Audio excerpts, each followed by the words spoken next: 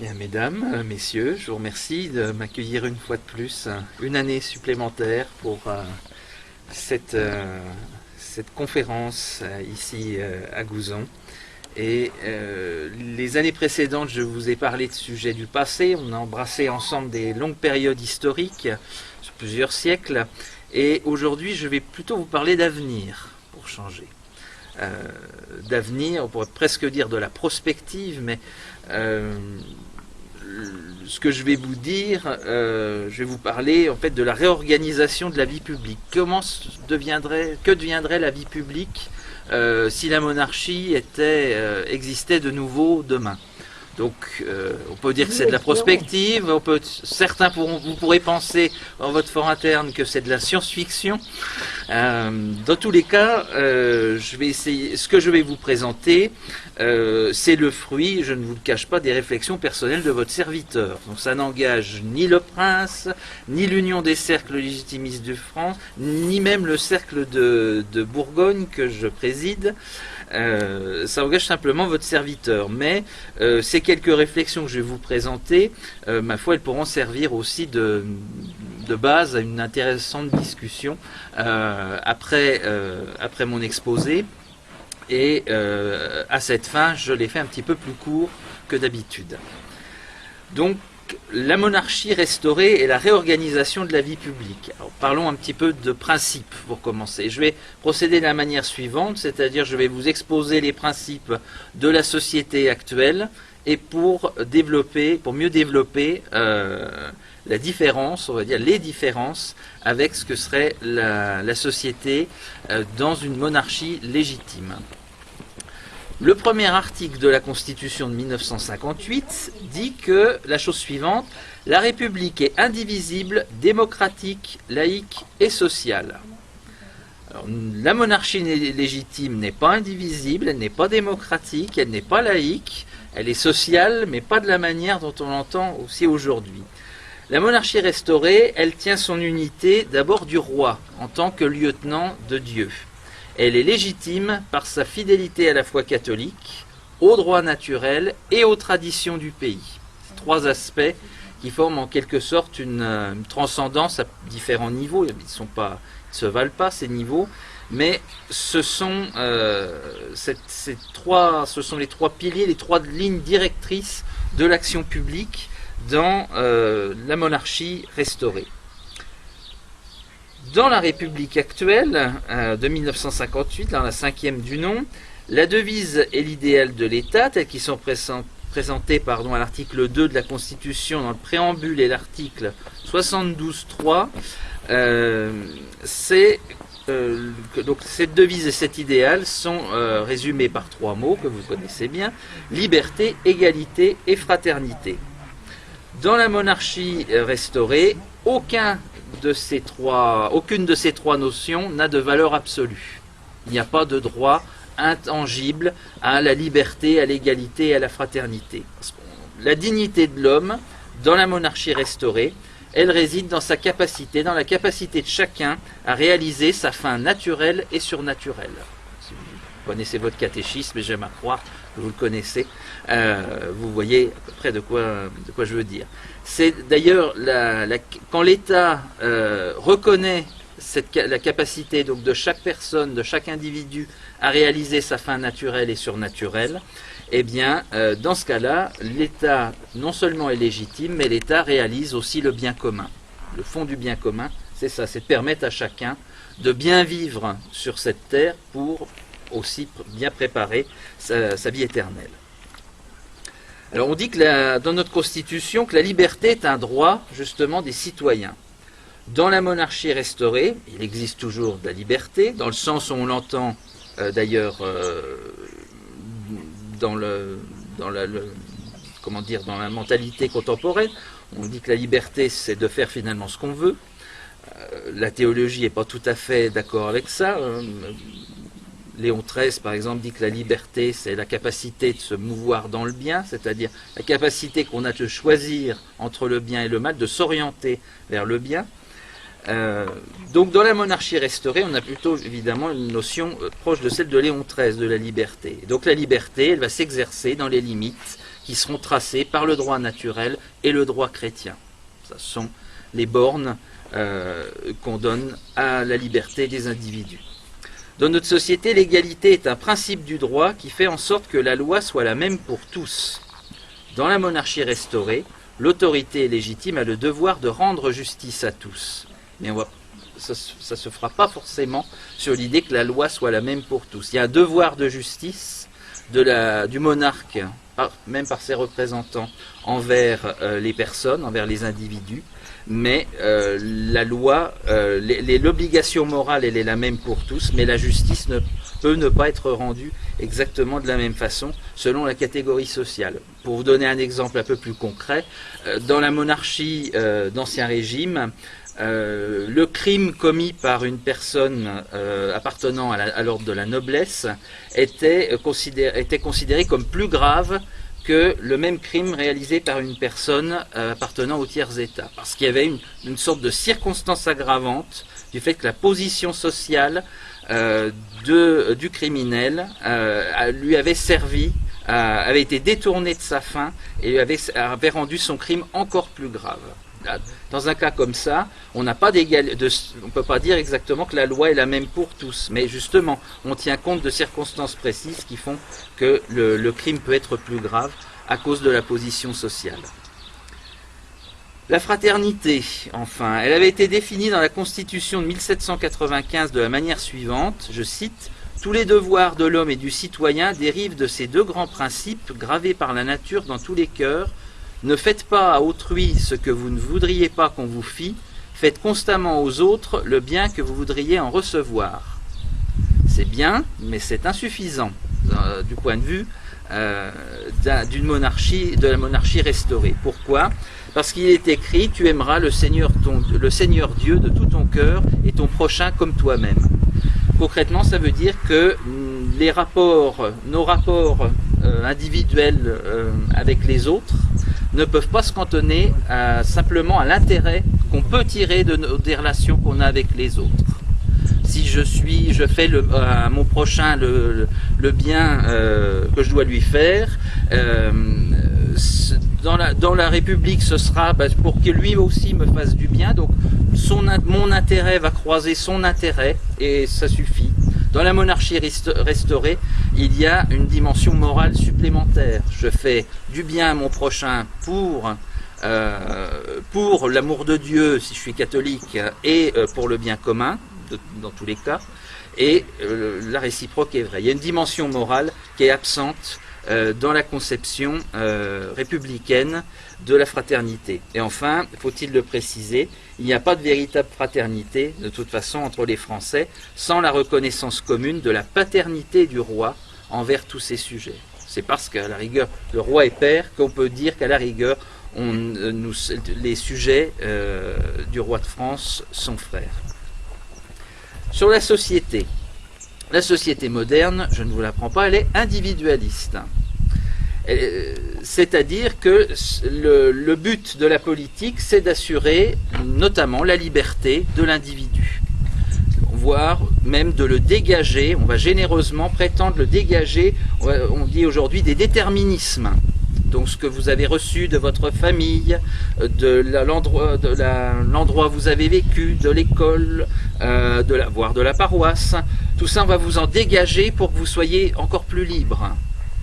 C'est pas du tout l'optique de la monarchie, d'une monarchie catholique. Puisque dans la monarchie restaurée, le but de la politique, ce n'est pas l'individu. L'individu n'a pas d'existence politique directe, on pourrait dire, dans la monarchie restaurée. Il participe à la vie publique, mais par le biais de différents corps. Les corps, ce sont la famille, ce sera le métier, la commune, la province, etc. Il ne s'agit pas, dans la monarchie restaurée, on a bien des sujets, non pas des citoyens prétendument libres et égaux entre eux. On a des sujets qui sont forcément membres d'une famille, d'un métier, d'une commune, d'une province. Et c'est en tant que tel qu'ils participent à la vie politique. Et donc la société, dans une monarchie restaurée, je je n'invente rien, dans une bonne tradition de la pensée, de la pensée catholique, la société est un tout organique et non pas une masse d'individus. Ce sont des principes un petit peu abstraits, mais concrètement, ça change aussi les rapports sociaux. Pour autant, on ne peut pas dire que la monarchie restaurée ramènerait la société d'ordre telle qu'elle existait avant 1789, c'est-à-dire le Moyen-Âge à 1789. Vous avez une société répartie en 3 ordres principaux, ceux qui prient, ceux qui combattent et ceux qui travaillent. Si on prend l'état social tel qu'il existe aujourd'hui, on pourrait dire, si la monarchie revenait demain, qu'il y aurait 2 ordres principaux. En gros, les sujets du roi religieux et les sujets du roi laïques. Donc, une petite partie et une grande partie des Français, mais après on ne peut pas préjuger de ce que deviendrait la société, même dans la monarchie restaurée, elle continuerait à évoluer et on ne peut pas savoir dans quelle manière ça se réaliserait. Et enfin, la société moderne, elle est matérialiste. C'est-à-dire que, là aussi je ne vous l'apprends pas, le but finalement, le premier intérêt de notre société, c'est celui de l'économie. C'est les impératifs de l'économie qui commandent tout. Ensuite, l'intérêt politique et tout en dernier, l'intérêt spirituel. De toute façon, l'intérêt spirituel est considéré comme une opinion privée. Donc là, quelque chose qui regarde strictement l'individu et qui ne doit surtout pas déborder du cadre privé. Dans la monarchie restaurée, l'ordre des priorités est exactement l'inverse. C'est-à-dire que la première priorité, c'est l'intérêt spirituel. Ensuite vient l'intérêt politique. Et ensuite, seulement en dernier, vient l'intérêt économique. Encore c'est en droite ligne issue de la pensée catholique que sert à l'homme de gagner la terre entière s'il vient à perdre son âme. Voilà. C'est ce principe qui est mis en action. Dans les principes politiques aussi contemporains, le premier d'entre eux, c'est la souveraineté de la nation. Voilà, on dit que la Constitution de 1958 dit en substance que l'autorité politique émane exclusivement de la collectivité des citoyens et cette autorité s'exprime par la loi. Dans la monarchie restaurée, on reconnaît d'abord que l'autorité vient de Dieu. Elle vient de Dieu qui la transmet au roi par le biais des institutions légitimes, par le biais de faits humains. Mais c'est de cette manière que Dieu, dans ce monde, transmet la souveraineté politique, l'autorité politique.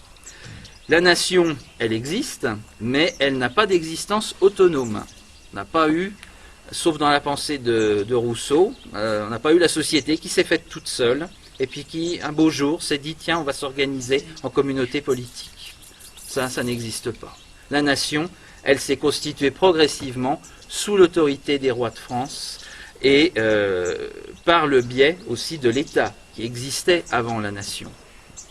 Donc la nation n'ayant aucune existence autonome, elle ne possède en rien la souveraineté. Voilà. La nation, il n'y a pas d'union sans un principe unificateur qui est préalable. Et donc, en l'occurrence, c'était la monarchie en France. La loi, dans notre constitution républicaine, a pour objectif de fixer aux droits de chacun les bornes qui permettent aux autres de jouir des mêmes droits. C'est le fameux principe. La liberté des uns s'arrête là où commence celle des autres. Là aussi, c'est une notion qui est très insuffisante. Parce que si on suit cette logique jusqu'au bout, mon prochain limite ma liberté. Donc je vais essayer d'étendre toujours la mienne de liberté aux dépens de la sienne. Et on est dans la concurrence des individus. Ça s'appelle en d'autres termes la loi de la jungle. Voilà, c'est la loi du plus fort. Dans la monarchie légitime, la loi n'a pas pour but d'organiser la coexistence des égoïsmes. Elle doit permettre au contraire la réalisation du bien commun, qui est une notion différente de celle d'intérêt général. On parle beaucoup en République d'intérêt général, très rarement du bien commun. Et là aussi, c'est des notions proches, mais qui sont très différentes. Parce que l'intérêt général, là, c'est un intérêt qui souvent sera purement matériel. Il n'a pas la dimension morale qu'a la notion de bien commun. Dans notre société, on dit aussi que la loi est l'expression de la volonté générale, et chacun peut concourir à sa formation, du moins par l'intermédiaire de ses représentants. Ça, c'est ce que dit l'article 6 de la Déclaration des droits de l'homme de 1789. Alors aussi, c'est une curieuse souveraineté. On prétend que c'est la nation dans notre société qui est souveraine, mais cette nation, elle est incapable d'exercer directement cette souveraineté, il lui faut des représentants. Voilà. Là, on a une contradiction qui est résolue finalement aussi dans la monarchie restaurée, puisque ce qui détient la souveraineté, c'est le roi.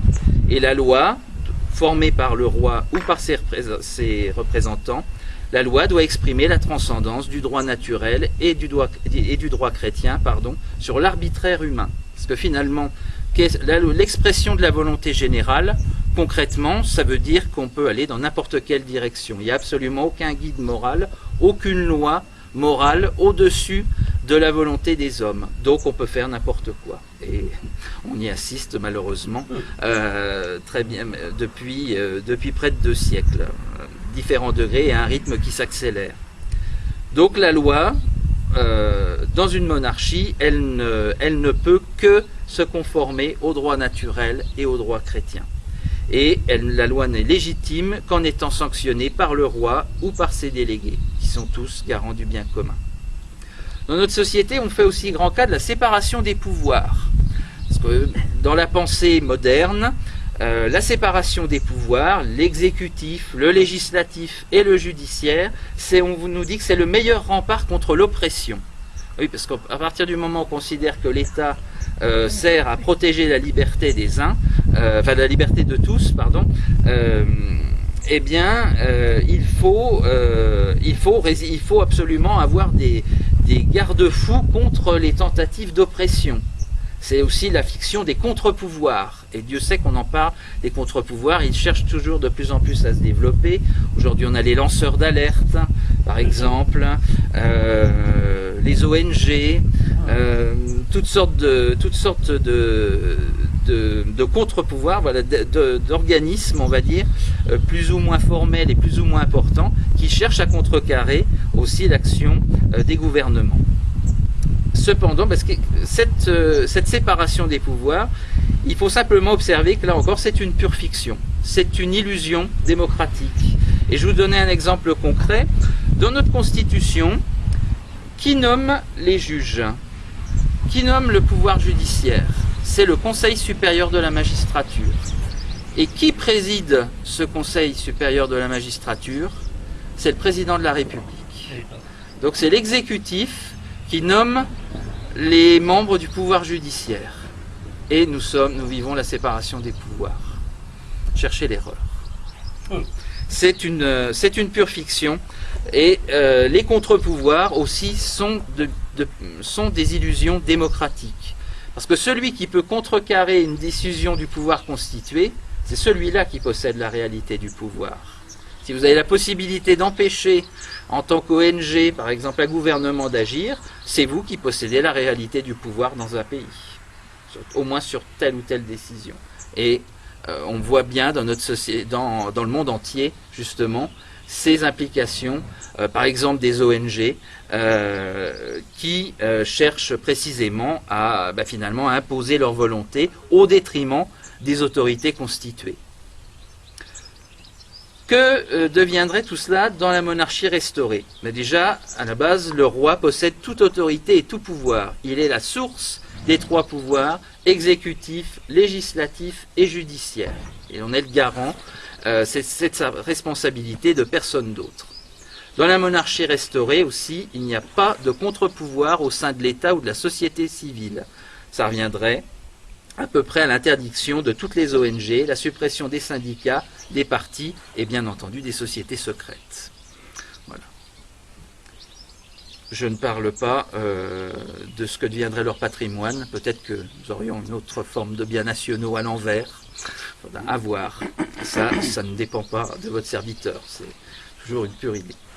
Le pouvoir législatif, en tout cas dans notre société, il est partagé, comme vous savez, entre deux chambres depuis 1875, entre l'Assemblée nationale et le Sénat. Le Sénat, il est élu au suffrage indirect, et son rôle est de tempérer les mouvements de l'Assemblée nationale élue au suffrage direct. Ce rôle, on va dire, de modération a particulièrement mal fonctionné avec la récente loi sur la bioéthique, qui avait été, avec ses avancées les plus inacceptables, avait été retoquée par le Sénat. Ben finalement, tout vient la loi est repassée devant l'Assemblée nationale, qui l'a adoptée sans aucune modification. Donc, n'importe comment, les choses arrivent à passer pour les tenants de la Révolution. Dans la monarchie restaurée, puisque la nation n'est pas souveraine, la représentation nationale n'a aucune légitimité. Donc, on pourrait, j'emploie le conditionnel, mais on pourrait aboutir simplement à la suppression pure et simple des deux chambres. J'en viens maintenant à la laïcité. La laïcité, paraît-il, dans notre société, elle sert à mettre la liberté politique collective à l'abri des entreprises de la religion et de l'Église, tout en respectant la liberté privée des consciences ainsi que l'expression publique des convictions. Dans la monarchie restaurée, on reconnaît que la société, puisqu'elle a été voulue, la société humaine, puisqu'elle a été voulue et créée par Dieu, elle n'a aucun droit à s'éloigner de lui. Je vous rappelle, en bonne théologie morale, le droit, on n'a qu'un droit, c'est celui de faire le bien. On n'a pas de droit à faire le mal. Donc, la société n'a pas plus que les individus, n'a le droit de s'éloigner de Dieu. Donc, la monarchie remplit ses devoirs publics envers Dieu en reconnaissant le catholicisme comme religion d'État. La monarchie restaurée, cependant, elle respecte la liberté privée des consciences. Je dis bien la liberté des consciences et pas la liberté de conscience. La nuance est faible, mais elle est, d'un point de vue sémantique, mais du point de vue pratique, elle est très différente. C'est-à-dire qu'on ne reconnaît pas de liberté de conscience, on n'a pas le droit notamment de proférer publiquement et de répandre des erreurs politiques, religieuses, dans l'ordre naturel, c'est-à-dire ça vise directement les idéologies, mais l'État n'a pas le droit de forcer ces sujets, le roi ne peut pas forcer ces sujets à devenir catholiques, parce que l'acte de foi, il doit être libre de toute contrainte. Donc, on ne peut pas forcer les gens à devenir catholiques, mais on peut les y inviter en les faisant vivre dans un état inspiré par la religion catholique. C'est-à-dire concrètement aussi l'expression publique des convictions, qui ne sont pas celles de l'État légitime. Ce n'est pas un droit absolu, et cette expression publique, elle est réglée par les exigences de l'ordre public, tel que c'est aujourd'hui, et par les exigences aussi de la religion de l'État, de la religion catholique. Comment ça se traduirait concrètement ?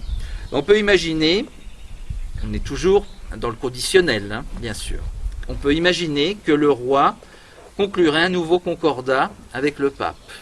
Les concordats sont plus tellement à la mode depuis Vatican II. C'est pour ça qu'on emploie vraiment beaucoup de conditionnels. Et ce concordat fixerait entre autres la participation des clercs et des religieux à la vie publique. À plus ou moins long terme aussi, il faudrait sans doute réorganiser l'Église de France, par exemple en supprimant la conférence des évêques de France, sous l'égide de la papauté et en accord avec le roi. Ensuite, le roi proclamerait un édit de tolérance, une sorte d'édit de Nantes du XXIe siècle, pour fixer les conditions d'exercice des autres religions en France, des autres religions que la religion catholique. Et cet édit pourrait, par exemple, interdire clairement les signes ostentatoires des autres religions dans l'espace public, tant pour les individus, je pense aux tenues islamiques, que pour les bâtiments, je pense aux minarets, aussi aux temples bouddhiques qu'on voit dans la campagne, qui se développent, alors pas au même rythme que les mosquées, mais qui se développent aussi. Tout ça pourrait être encadré très strictement par l'État. C'est pas possible aujourd'hui. Vous ne pouvez pas avoir une loi qui interdit nommément le voile islamique. Pourquoi ? Parce que c'est contraire aux droits de l'homme. on estime que c'est contraire aux droits de l'homme. Dans une monarchie restaurée qui reconnaît la foi catholique comme religion de l'État, on peut nommément interdire ce genre de tenue. On dirait entre interdire et faire respecter l'interdiction, c'est autre chose. Mais là, ce n'est pas ça déborde le cadre de cette conférence. Une autre conséquence, c'est que on pourrait exiger des qualités morales dans le recrutement des fonctionnaires. Voilà. On pourrait déjà commencer par les hauts fonctionnaires. C'est quelque chose qui se pratiquait encore au XVIIIe siècle, peut-être même une certaine mesure jusqu'à une date pas très éloignée. Et enfin, et c'est pas le moins important, la monarchie restaurée pourrait abroger toutes les lois, tous les règlements et toute la jurisprudence qui sont contraires aux droits naturels et chrétiens. Je pense aux lois sur l'avortement, sur le divorce, le mariage pour tous, les parrainages républicains, etc. Ce genre de choses. Sur l'organisation de l'État, aujourd'hui, on a la présidence de la République, de laquelle dépend le Premier ministre et le gouvernement.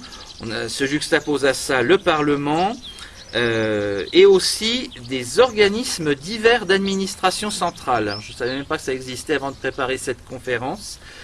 C'est une lacune regrettable, vous me direz, parce qu'en 2015, il y avait 700 organismes, justement, 700 de ces organismes divers d'administration centrale, qui sont groupés à peu près en 10 grandes fonctions. Il y a les services généraux des administrations publiques, les services de la défense, les services de l'ordre et de la sécurité publique, des affaires économiques, de la protection de l'environnement, du logement et des équipements collectifs, de la santé, des loisirs, de la culture et du culte, de l'enseignement et de la protection sociale. Et en plus de tout ça, on a également les juges. Dans la monarchie restaurée, sous l'autorité suprême du roi, l'État n'assure plus que les fonctions régaliennes, c'est-à-dire la sécurité extérieure par la diplomatie et la défense, la sécurité intérieure et le maintien de l'ordre public, la définition du droit et le fait de rendre la justice, la souveraineté monétaire par l'émission de la monnaie, et la souveraineté budgétaire, avec le budget de l'État, la levée de l'impôt et la gestion des finances publiques. Là, on ne peut pas dire que ce serait souhaitable, justement, le retour à ce qui existait, par exemple, au XVIIIe siècle, où les impôts étaient affermés à la fameuse ferme générale, que les Français détestaient la moitié du temps, et qu'ils adulaient l'autre moitié du temps, parce qu'en général, ils en étaient actionnaires.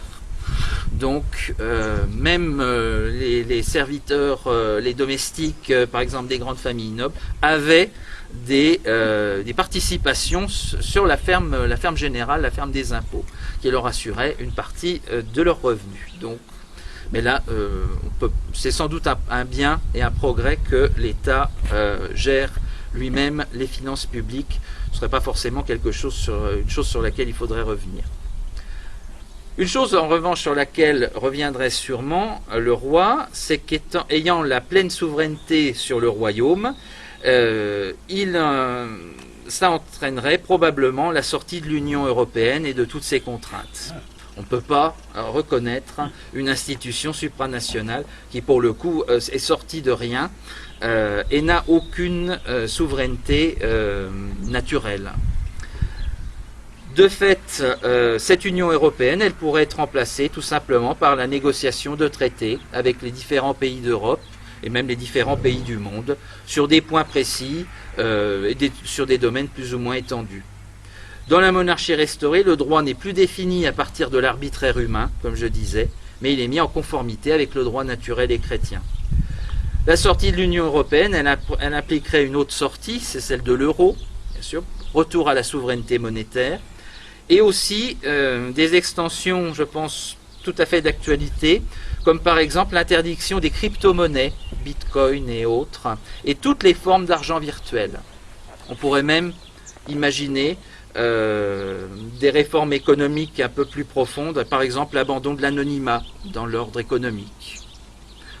Plus d'anonymat dans les sociétés, la détention des parts, etc. Voilà. C'est quelque chose à creuser. Les autres domaines de l'action publique. Vous appelez les sociétés anonymes. Oui. Oui. Voilà. Les autres domaines de l'action publique sont délégués, par contre, aux différents corps sous le contrôle du roi et ses représentants. Et notamment, entre autres, aux collectivités territoriales. Aujourd'hui, il y en a principalement 3, la région, le département et la commune. C'est quelque chose qui changerait probablement en profondeur avec la monarchie. Notamment, les régions et les départements seraient probablement supprimés et remplacés par les provinces. Retour aux provinces d'avant 1790. Pourquoi ce retour? Alors, vous me direz, il peut être opportun pour certaines provinces qui ont conservé, on va dire, une forte identité justement provinciale. Je pense à la Bretagne, par exemple. Pour la province de votre serviteur, la Bourgogne, un géographe disait qu'elle avait un centre, mais pas vraiment de limite. Voilà, c'est à peu près ça. On a une identité beaucoup moins forte en Bourgogne, une identité bourguignonne un peu plus floue, on va dire, que celle que l'identité bretonne. Est-ce que ce serait vraiment opportun de rétablir ces provinces qui existaient il y a 2 siècles? Ça peut l'être, justement, ne serait-ce que du point de vue on va dire, de la continuité historique.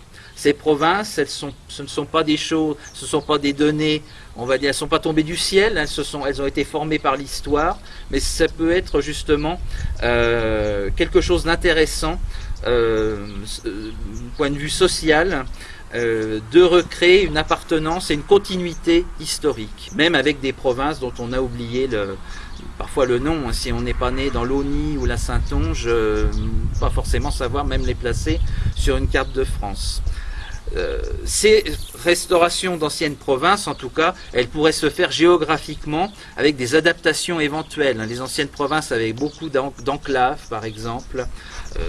Ça, il pourrait y avoir des adaptations de ce point de vue-là. Surtout, on supprimerait aussi, par conséquence, en supprimant les régions et les départements, on supprimerait les préfets de région et les préfets de département.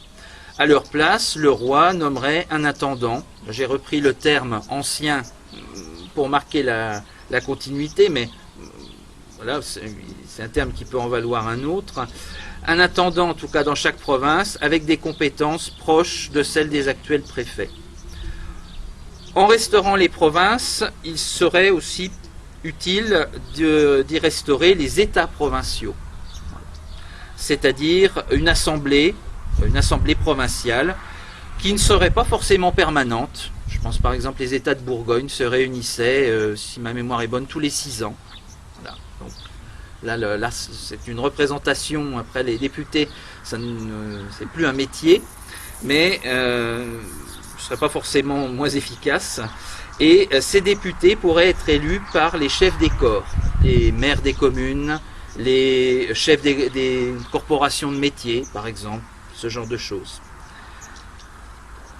Il y aurait, même si les États ne seraient pas permanents, il y aurait par contre une administration provinciale qui, elle, serait permanente et avec des domaines de compétences, pourquoi pas assez proches de celles des actuelles régions, c'est-à-dire le développement économique, l'enseignement, l'action sociale et la santé, l'action culturelle, le tourisme, la politique de la ville, le sport, les transports publics, les grands équipements. En un mot, tout ce qui concerne finalement, on pourrait dire, le quotidien le plus immédiat des peuples de France. Voilà. Il est assez logique que un problème de route, une déviation par exemple nécessaire d'une grande route, soit décidé finalement ici à Guéret plutôt qu'à Paris.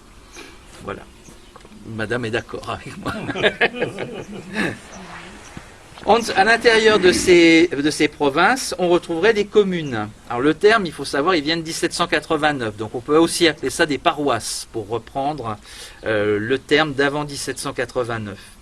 Dans tous les cas, ces communes ou ces paroisses retrouveraient sans doute des limites qu'elles possédaient il y a encore peu, avec la suppression nécessaire des intercommunalités.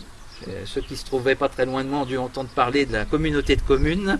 Voilà, celle de la communauté de communes du sud de la côte chalonnaise, parce que je suis élu au conseil municipal de mon village et nous sommes littéralement vampirisés par la communauté de communes.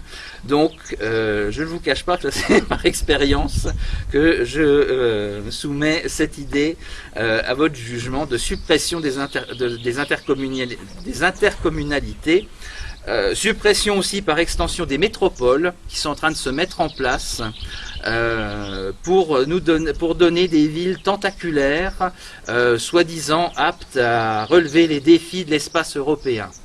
Concrètement, là encore, il s'agit, comme pour les communautés de communes, de faire payer les plus petits pour les équipements et la vie des plus gros. Donc, c'est pas tellement moral et ça n'est pas non plus.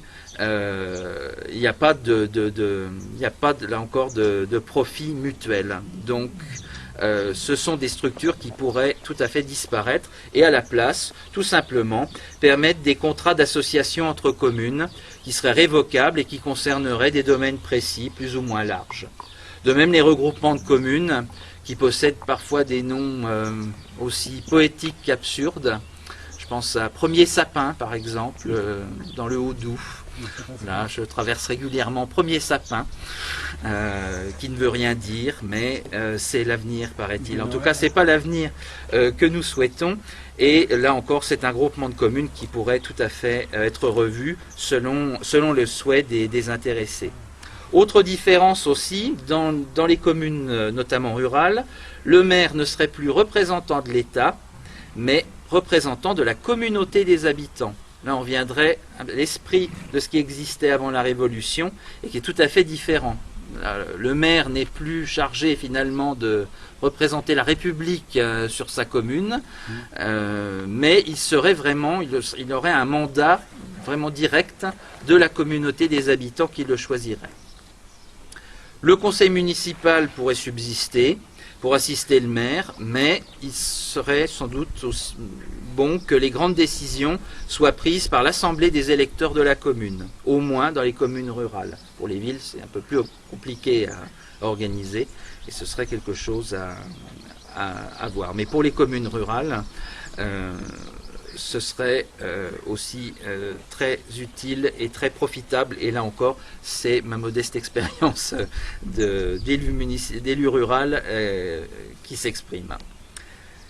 J'en viens enfin à un dernier domaine. Je vous avais dit que dans l'ordre des priorités de la monarchie restaurée, ce serait le dernier, mais ce n'est pas le moins important. L'économie, le travail et la protection sociale. Dans notre société, on a le capitalisme qui impose ses vues, on va dire, au système économique dans son entier.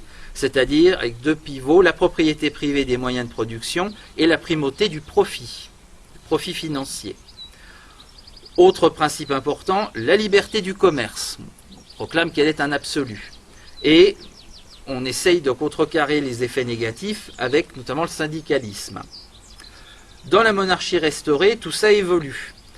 La propriété privée des moyens de production, il faut dire qu'elle est maintenue. Il ne s'agit pas d'instaurer un État de type socialiste avec des kolkhozes et voilà, une économie entièrement collectiviste, pas du tout. Mais la grande évolution, c'est que le but de l'économie n'est plus le profit, mais la qualité des produits et des services, d'une part, et aussi la qualité de vie de tous, des producteurs et des consommateurs. Là, dans la monarchie restaurée, l'économie ne peut pas, prend obligatoirement une dimension morale qui est tout à fait absente aujourd'hui. Dans la monarchie restaurée, de fait, la liberté du commerce n'est pas absolue et pourrait réapparaître aussi des corporations de métiers. Autrefois, on disait plutôt les métiers. Alors, autrefois, ils étaient cantonnés généralement aux villes. Aujourd'hui, demain plutôt, ils pourraient s'étendre à l'ensemble des activités professionnelles. Ces corporations, elles regrouperaient par secteur d'activité les dirigeants et le personnel des entreprises. Pas de transposition de la prétendue lutte des classes. Pas de syndicat patronal d'un côté, de syndicat de salariés de l'autre. Tout le monde doit pouvoir travailler ensemble et la monarchie restaurée aurait certainement intérêt à donner une large autonomie et un large domaine de compétences à ces corporations. Ces corporations, par exemple, pourraient édicter les normes pour chaque métier, ce qui éviterait d'avoir une juxtaposition d'ailleurs de normes européennes, de normes internationales, de normes identiques, de normes françaises mais absolument identiques pour toutes les parties du territoire. Là, ça pourrait se faire non seulement par métier mais aussi par province, selon les contraintes locales. Les corporations pourraient aussi édicter les règles du travail, par exemple l'âge de départ à la retraite. Et ces corporations, elles retrouveraient aussi leur objectif traditionnel qui est surveiller la qualité des produits et des services, la justesse des prix, et le tout, par contre, se ferait sous la surveillance de l'État. Parce que là encore, si vous étudiez l'histoire des corporations, des métiers dans la France d'Ancien Régime, si l'État leur laissait trop d'autonomie, comme à tous les corps en général, c'est l'anarchie, tout simplement. Et là, les objectifs de bien commun passent au second plan. On se contente d'établir un monopole et d'en abuser le plus possible. Donc, ce n'est pas le rôle prévu pour ces corporations. Donc, il y a une nécessaire surveillance de l'État, comme pour tous les corps. Je n'ai pas parlé, par exemple, vous pourriez me dire, alors vous ne voulez pas d'Assemblée nationale et de Sénat, mais il pourrait y avoir les États généraux, comme ils ont existé sous la monarchie. Mais là encore, si vous regardez l'histoire en détail des États généraux, eh bien vous trouverez à chaque fois, que ce soit en 1484, en 1615, en 1789, il y a toujours une tentative de se constituer en Assemblée nationale. C'est tentant, vous êtes des représentants de toute la France, on se retrouve tous ensemble, on représente le pays tout entier, alors pourquoi on ne prendrait pas le pouvoir ? Et jusqu'en 1789, le dernier jour des États généraux, les députés étaient reçus par le roi, ils présentaient une liste de revendications, pas trop exigeantes par exemple.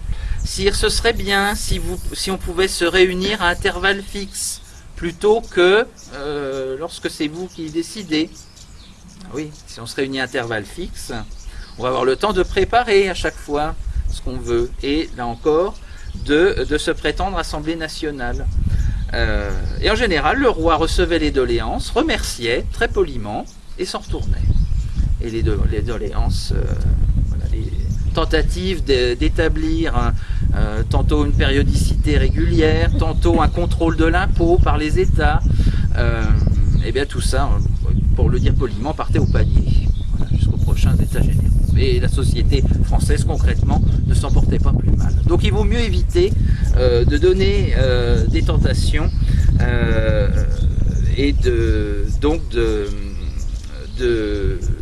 aussi de former finalement des divisions dans le corps social et qui ne peuvent que nuire au bien commun. Donc il y a nécessairement, les corps doivent être sous la surveillance de l'État. La surveillance ne veut pas dire la tutelle non plus renforcée.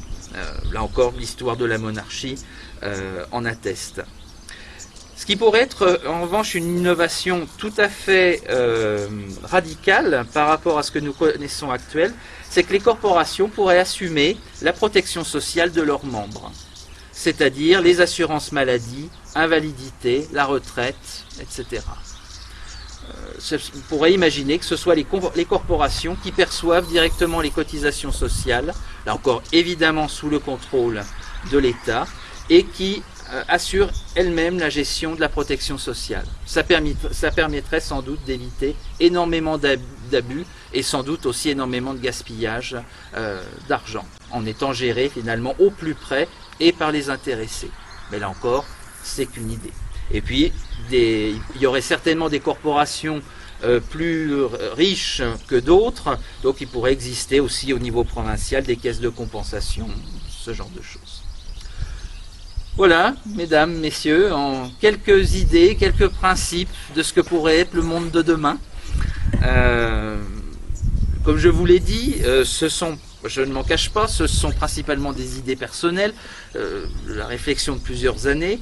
Bien sûr, ces réflexions en tant que telles, elles sont ouvertes à la discussion. Je n'ai pas de mandat, je n'ai pas été nommé chef du futur gouvernement provisoire de la monarchie française, lieutenant général du royaume ou autre. Non, je ne suis qu'un modeste légitimiste qui, ma foi, s'efforce de voir comment on pourrait sortir de ce monde et imaginer, on pourrait presque dire un monde meilleur, un monde en tout cas qui ne ferait pas disparaître les abus, le mal, la souffrance, mais qui se rapprocherait de ce qu'on peut espérer de mieux ici-bas.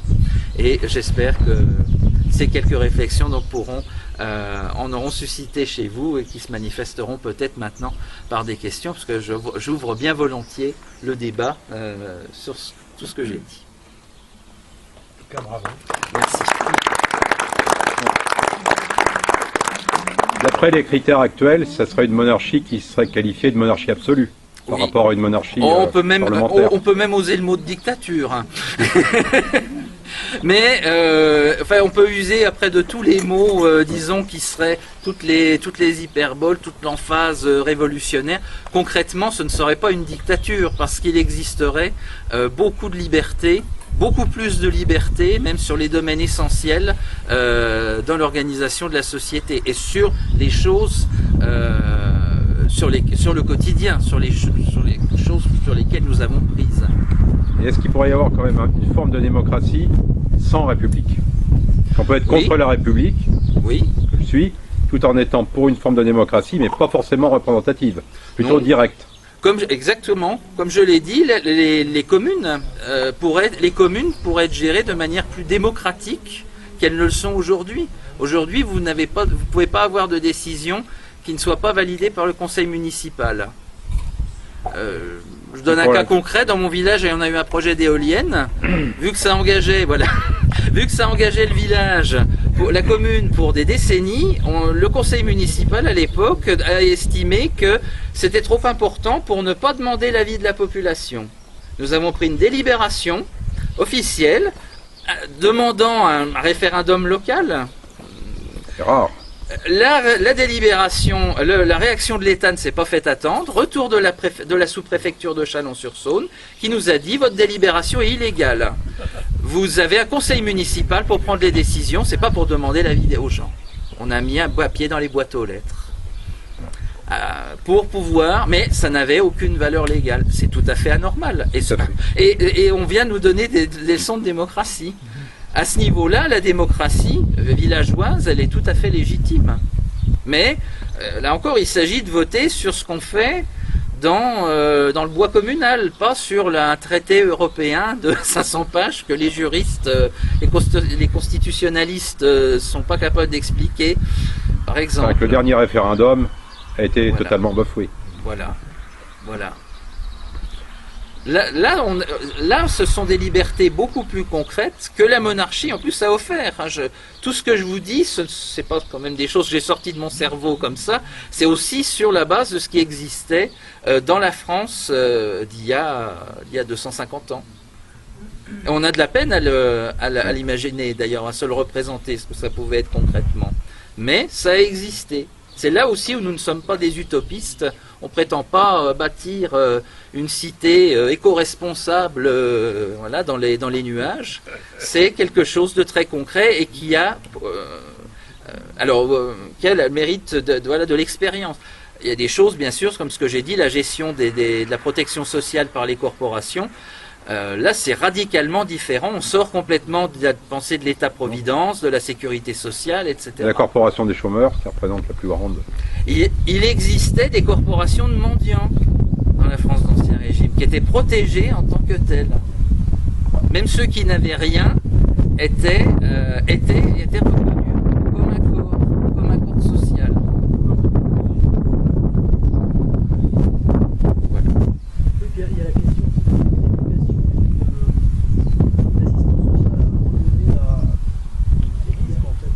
Alors, il faut là, évidemment, ça, on va dire que c'est l'idéal auquel on doit tendre et qui doit être réalisé.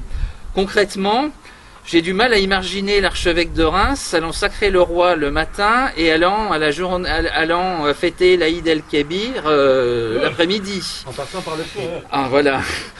Après avoir mangé, partagé son repas de midi, voilà, au CRIF. C'est pas quelque chose. Il faut voir aussi l'état de l'Église aujourd'hui. Donc, c'est pour ça que je parlais d'à plus ou moins long terme aussi réorganisation de l'Église de France, sous l'égide bien sûr de la papauté. Là, il faut respecter l'ordre, mais en accord avec le roi, d'où le principe d'un concordat. Et puis ça suppose aussi des congrégations, un renouveau de congrégations enseignantes et hospitalières. Ah ben oui, c'est évidemment à terme l'idéal serait que l'assistance puisse être confiée de nouveau à des congrégations. Un premier pas pourrait être que l'école publique puisse être dirigée par un religieux ou une religieuse enseignante. Oui, ben oui, je sais. Mais mais il n'y a plus de syndicats enseignants, il n'y a plus de syndicats de fonctionnaires. Voilà, on en est concrètement très loin.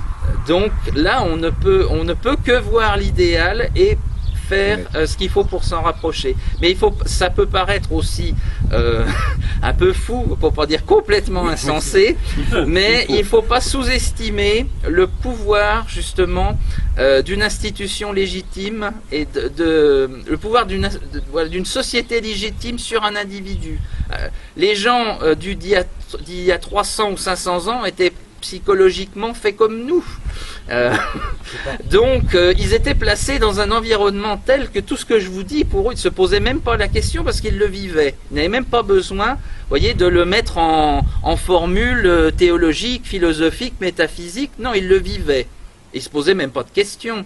Ils n'avaient pas de questions à se poser. Nous vivons dans une société où on a fait le contraire. Donc on est obligé de revenir à ça par des notions d'histoire, de philosophie, de théologie, morale, etc. Ouais. En même temps, les syndicats, moi je vois l'éducation nationale, ils ne représentent personne. Hein. Moi j'ai aucun collègue syndiqué. Hein. Oui. Aucun collègue syndiqué. Et même aux élections syndicales, je ne sais pas combien avec vote, mais très peu. Hein. Donc ça représente rien. Ça a été. Je voulais dire d'un point de vue même démocratique du nombre. De ce que représente le corps enseignant aujourd'hui, les agitateurs syndicaux n'ont aucune légitimité même en termes d'adhérents ou d'élections. Mais ils ont une capacité de nuisance. Une capacité d'agitation. Voilà. Donc ils sont le contre-pouvoir qui détient finalement, dans une large mesure, la réalité du pouvoir dans le corps. Subventionné. Et subventionné. Ça n'affecterait pas grand monde, à mon avis. À part les agitateurs publics. Et les subventions qui les font vivre. Oui, non, mais d'accord, mais je veux dire, en termes d'enseignants, les gens s'en ficheraient complètement. Vous voulez dire ce serait pas une perte, ça déclencherait pas un mouvement de révolte. Voilà. Oui, voilà. Non, ça décrocherait pas. Je pense pas d'ailleurs que la suppression même des syndicats en dehors et puis même des partis politiques, voilà, à part les intéressés. Évidemment, il y a aussi beaucoup d'autres aspects que j'ai pas parlé, même par rapport à la laïcité. Il y a un contentieux de l'État, par exemple avec les spoliations de 1905. Bon, là, il faut concrètement, si tout était rendu à l'Église de France aujourd'hui, je pense que là, ce serait un acte d'anticléricalisme plutôt que l'entretien des églises qu'un acte de justice. Ont été donnés aux communes. Ça va à des églises qui ont été données aux. Alors les communes seraient sûrement ravies. Oui. Certaines en tout cas. Après, il y a des choses, il y a énormément, c'est des quantités de bâtiments énormes. À Dijon, on a l'ancien séminaire qui est devenu cité universitaire. Beaucoup de choses comme ça.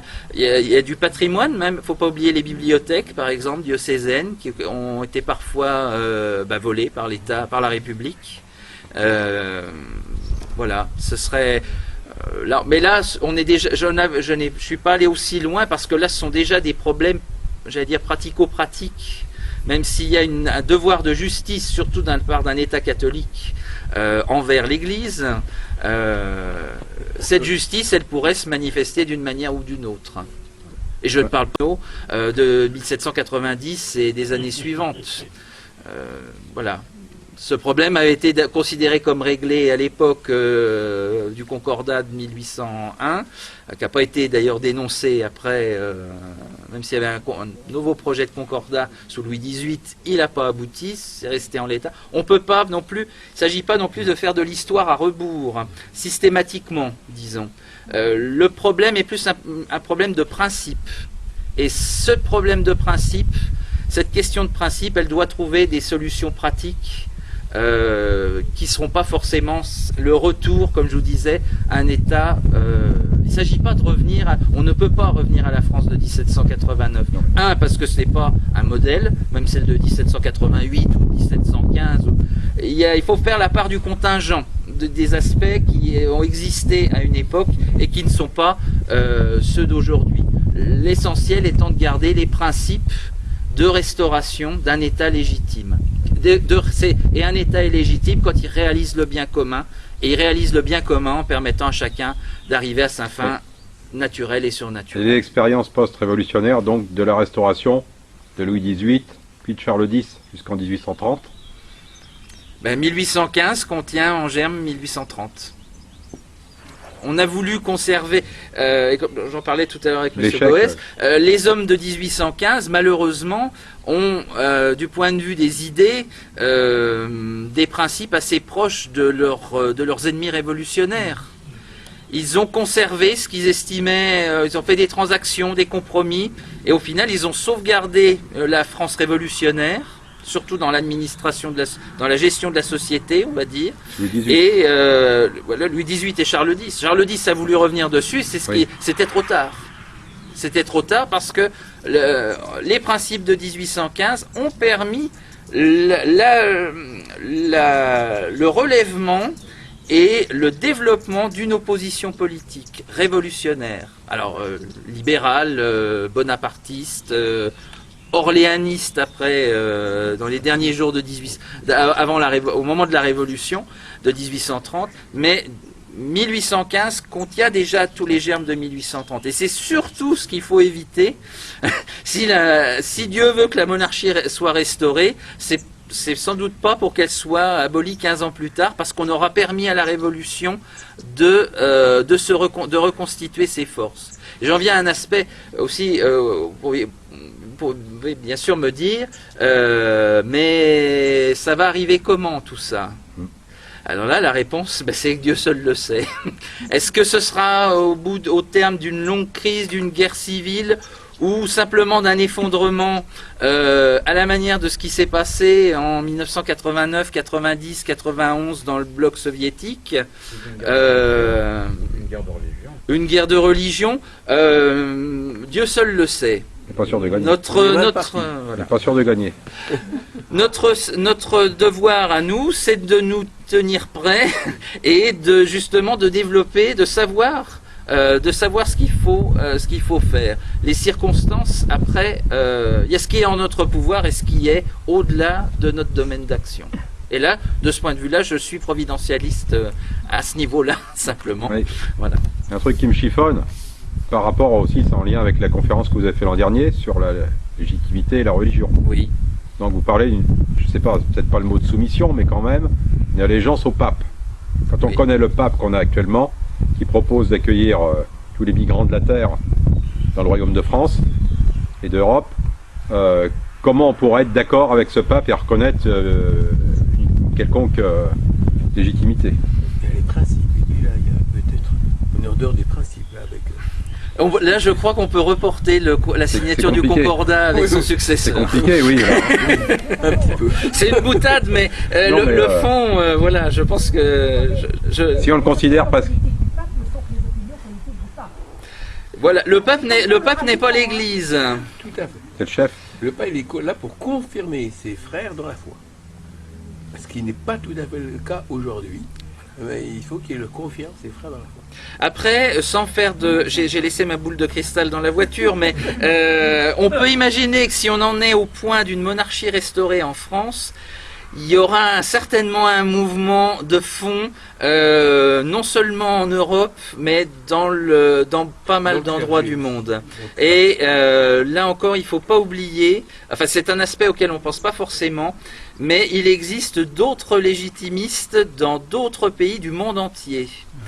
Et qui ont les yeux tournés vers nous et qui attendent beaucoup de nous, notamment d'un point de vue, on va dire, des idées. Parce que même dans des pays non chrétiens, il y a un degré de légitimité qui est de l'ordre de la nature. Un État sera légitime d'un point de vue naturel si il conforme son gouvernement et ses lois au droit naturel. Et le droit naturel en tant que tel, vous pouvez le retrouver dans beaucoup de sociétés qui ne sont pas forcément catholiques et qui ne sont même pas forcément chrétiennes. Alors, c'est un niveau, on va dire, imparfait, mais on pourra dire quand même que c'est une bonne base. Et cette base-là, elle peut être partagée, justement. Et c'est ce qui peut faire le lien avec d'autres peuples. Et ce qui est probable, c'est que cette monarchie restaurée, de toute manière, elle advienne dans un contexte d'effondrement de la pensée moderne, on pourrait dire. Voilà. Pourquoi d'ailleurs ce système traditionnel, monarchie légitime naturellement et chrétiennement est tombé? Parce que presque plus personne ne le comprenait et donc presque plus personne ne le croyait. Les esprits avaient été travaillés et convertis progressivement à la pensée moderne. Ça s'est fait de manière par étapes et un processus très long, c'est sur plusieurs siècles. Ça commence de manière formelle avec Luther, ensuite avec le protestantisme, le mouvement des idées, ça s'accélère avec les pseudo-philosophes du XVIIIe siècle, et ça progresse parce qu'on a perdu le sens de cet esprit traditionnel. Et ça se traduit concrètement par les édits que prend... Quand le roi de France prend un édit sur la libre circulation des grains, ça donne quoi? Ça donne des profits magnifiques dans la poche des spéculateurs et une famine dans plusieurs provinces de France. Là, la monarchie ne travaille plus pour le bien commun. Oui, il y a des erreurs. Voilà, parce que on a voulu justement la faire passer à une autre philosophie, on pourrait dire, une autre vision du rôle du roi dans la société vis-à-vis de l'être humain, etc. Et c'est parce que la monarchie n'a pas pu s'adapter qu'elle a sauté, d'ailleurs, qu'elle a disparu, parce qu'elle n'était pas compatible avec la pensée moderne. Et la pensée moderne, elle s'est fabriquée des régimes sur mesure. D'abord une monarchie, des monarchies constitutionnelles, parce qu'il fallait bien pas trop brusquer les gens. On s'est rendu compte avec la Révolution française que si on voulait aller trop vite, on aboutit on massacre la moitié de la population et l'autre moitié n'est toujours pas convaincue. Donc on va y aller par étapes, et on y va par étapes, et ça se développe. Et toutes les lois qui adviennent ne sont pas le fruit du hasard aujourd'hui. C'est le fruit parfaitement logique de cette idée que la société est au service de l'individu.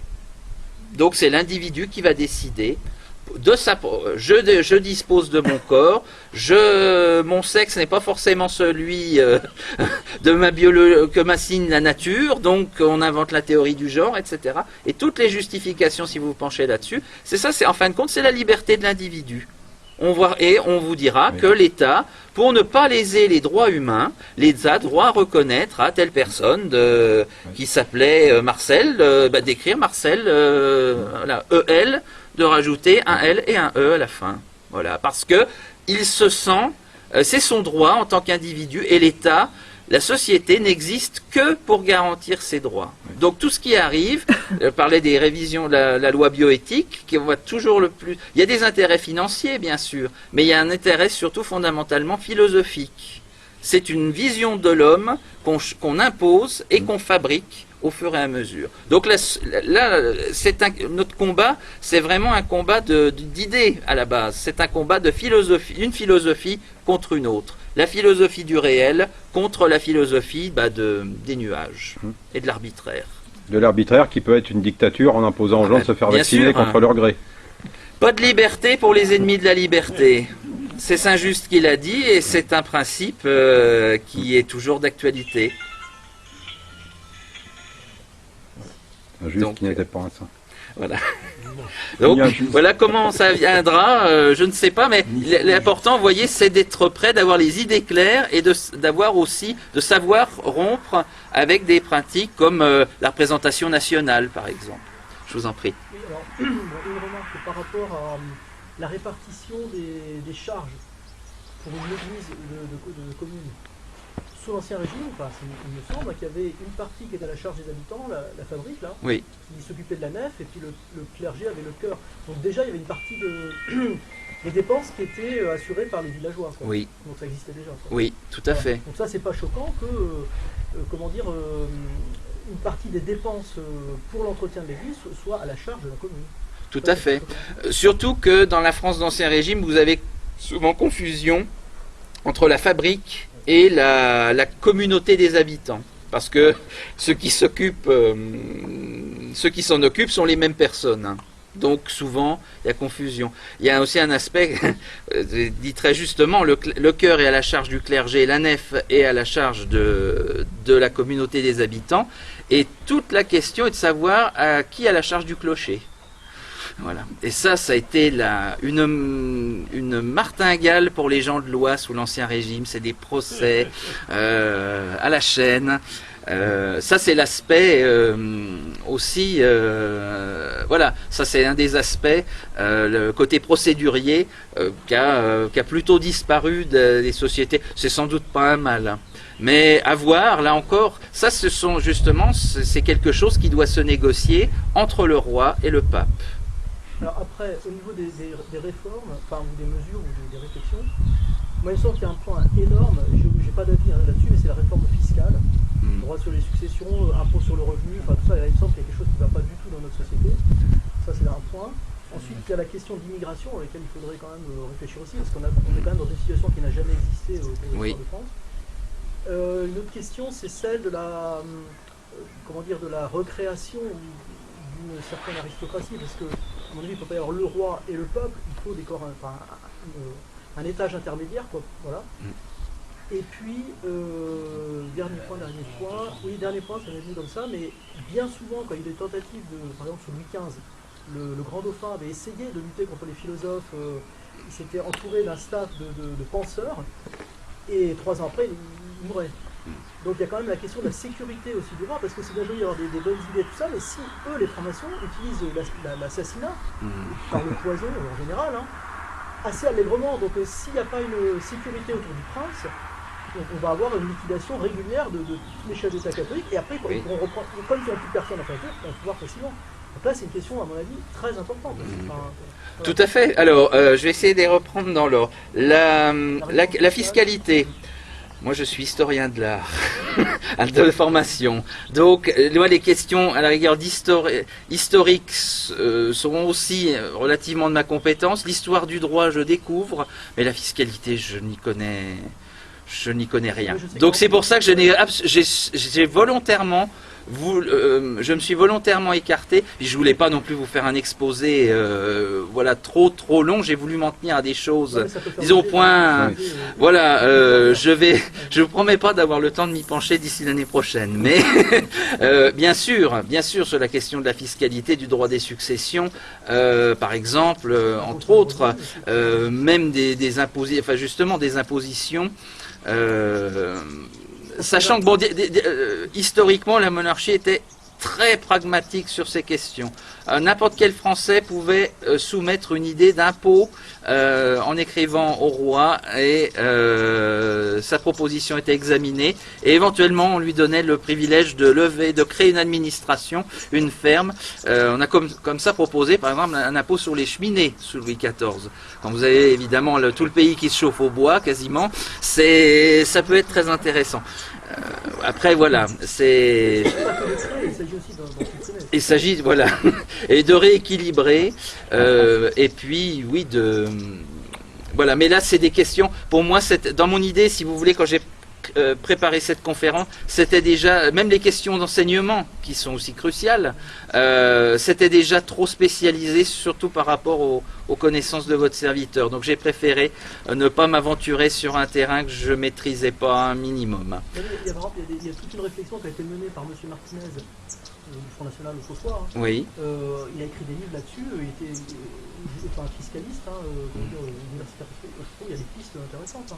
Professeur. Faire payer notamment, remettre des surtaxes aux frontières, par exemple. Parce qu'au début du siècle, c'était surtout l'impôt sur les produits qui venaient d'étrangers qui remplissait les caisses de l'État et pas l'impôt sur le peuple. Oui, oui. Bon, enfin, voilà, oui, voilà, c'est pas quelque chose qu'on peut repousser d'un revers de main. C'est à étudier, mais là encore, c'est aussi une décision qui ne serait pas prise par votre serviteur. Donc c'est aussi pour ça que je m'en suis tenu. Voilà. Mais on peut y réfléchir, bien sûr, c'est aussi un aspect très intéressant. Après, vous avez parlé de l'éducation, l'immigration. Alors l'immigration, c'est une question très délicate à plusieurs points de vue. Qu'est-ce qui pose un problème dans l'immigration? Il faut peut-être prendre la chose un petit peu comme ça. Est-ce que c'est de voir dans n'importe quelle ville moyenne de voir se promener des gens en tenue islamique, par exemple? Le fait d'avoir le catholicisme comme religion d'État, comme je l'ai indiqué, permet de prendre légitimement un édit là-dessus. Et on peut interdire des tenues islamiques dans l'espace public. C'est le symptôme, ça. Alors, une proportion de la population qui soit musulmane. Oui. Les rois d'Espagne ont fini par... Il y avait les morisques et tout. Bon. Il y a eu un moment, en 1602, ils ont dit, bon, maintenant, on ne peut plus les garder, vous partez, quoi. Voilà, quoi. Une proportion trop importante de gens d'une religion différente de la religion catholique. Alors, cette proportion, elle est aussi entretenue par des financements étrangers, ça je vous l'apprends pas. Oui. Donc, si on a déjà un contrôle ferme sur ces financements, si vous fermez le robinet, il y a aussi un contrôle social, on va dire. Quand vous avez des quartiers qui sont entièrement peuplés par des gens, justement, par des immigrés de religion musulmane, vous avez forcément un État dans l'État qui se crée. Je disais il n'y a pas très longtemps, je crois que Saint-Louis, autour d'une de ses croisades, a ramené des musulmans qui s'étaient convertis au catholicisme. Son soin a été de les disperser un petit peu dans le royaume pour éviter de créer des ghettos, justement. Ça, c'est un aspect. Le deuxième aspect, donc, c'est l'histoire des financements. Troisième aspect, vous avez le catholicisme comme religion d'État, vous pouvez interdire la construction des minarets, vous pouvez refaire ce qui se faisait par exemple. Des mosquées. Le minaret avec ce que. Oui, bien sûr. Ça veut dire que vous mettez en cause le Concile Vatican II. Ah oui. Quand dans le Concile Vatican II, on dit que les musulmans adorent le même Dieu que nous, là il y a quand même un problème. Je sais pas si. Lumen Gentium numéro 8, là il y a un gros problème. Oui, mais le problème n'est-il pas entre Lumen Gentium numéro 8 et la tradition? Peut-être, mais disons que ça, il faut nettoyer. Voilà. Mon père, j'ai connu un prêtre qui m'avait dit que les musulmans étaient des chrétiens comme moi. Il s'est peut-être trompé quand même. Là, je pense. Les chrétiens qui s'ignorent. Il y a un gros problème là. Il m'a dit que les musulmans étaient des chrétiens. Ce sont les mêmes sans doute qui ont les préfets pour signer les permis de construire de toutes les mosquées dans les départements de France. Ce qui existait par exemple vous prenez la Hollande du XVIIIe siècle, pays protestant, avec quand même une forte minorité de catholiques. Les catholiques ont le droit d'avoir leur lieu de culte, mais dans une arrière-cour, derrière une façade de maison civile qu'on ne remarque pas de la rue. Autrement dit, vous catholiques, dans notre pays d'Hollande, vous avez le droit de vivre, mais vous vivez en minorité et vous restez une minorité. Il faut faire la part aussi, très importante, justement, c'est un aspect que je ne pouvais pas traiter plus, on vit dans une société qui se veut multiculturelle, où toutes les cultures ont le droit de citer et toutes sont égales entre elles, sauf la nôtre, évidemment.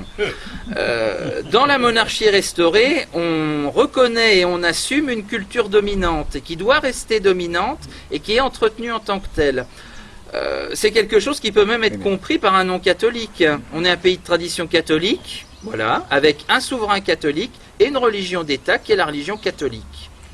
Vous l'acceptez ou pas? Mais le problème, je rejoins mon collègue, le problème c'est le nombre. C'est qu'ils sont de plus en plus nombreux, et le jour où ils seront plus nombreux que nous. Le nombre, mais le nombre, il ne faut pas l'envisager dans la monarchie restaurée comme dans la République, c'est-à-dire dans la République, c'est la majorité qui a raison. Donc effectivement, quand la minorité devient une majorité, c'est la majorité qui devient une minorité. De par le droit du sol. Voilà. Non, ça supprime ça. Mais, Ah oui, le droit du sol est terminé là. Oui.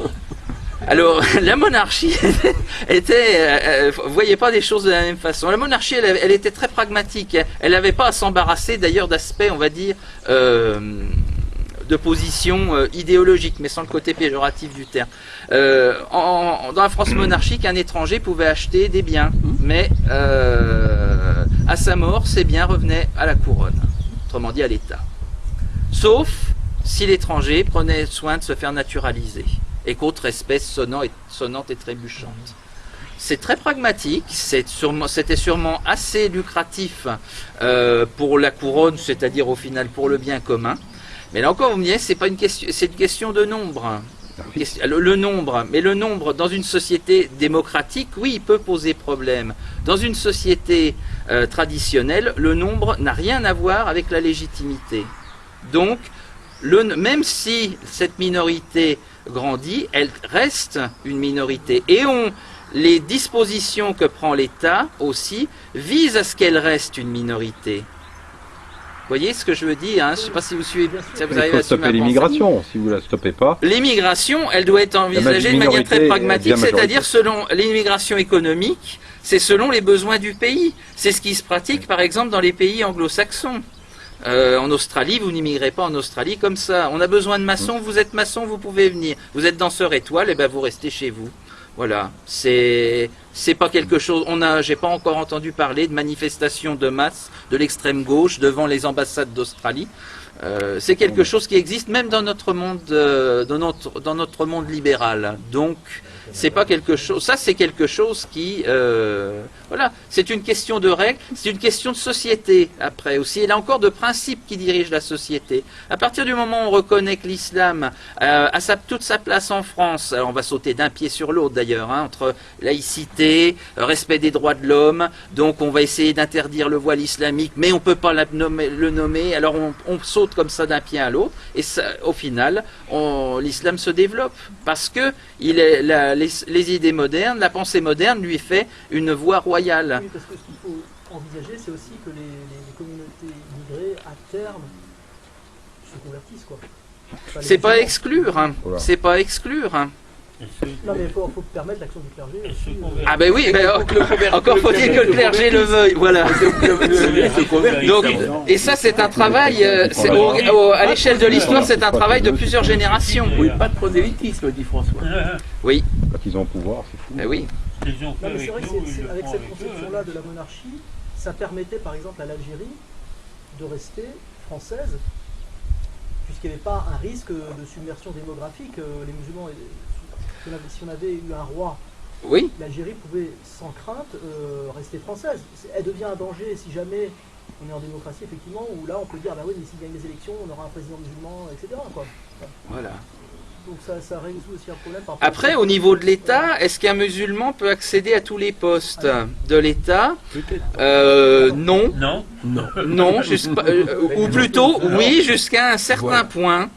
Et par contre, dans un État confessionnel, un État catholique, on peut exiger d'un haut fonctionnaire qu'il se rende à la messe le dimanche. On ne lui demandera pas une participation active, mais en tant que représentant de l'État, même s'il est musulman, juif ou autre, il doit, ça fait partie de sa fonction. C'est pour ça que je parlais aussi d'une exigence morale vis-à-vis des fonctionnaires.